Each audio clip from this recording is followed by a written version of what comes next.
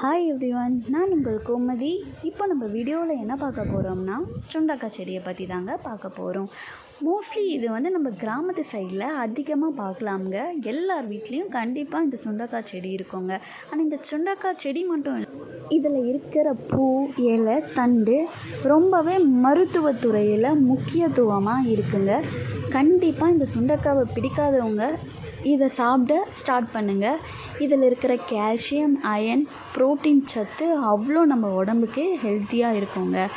இதோட தன்மை கொஞ்சம் கசப்பு தாங்க. ஸோ அப்படி கசப்பு பிடிக்காதவங்க என்ன பண்ணலாம்னா இதை வத்தலாகவும் மற்றும் ஊறுகாயாகவும் சமைச்சு சாப்பிட்லாங்க. கண்டிப்பாக அதோட டேஸ்ட்டு செம்மையாக இருக்குங்க.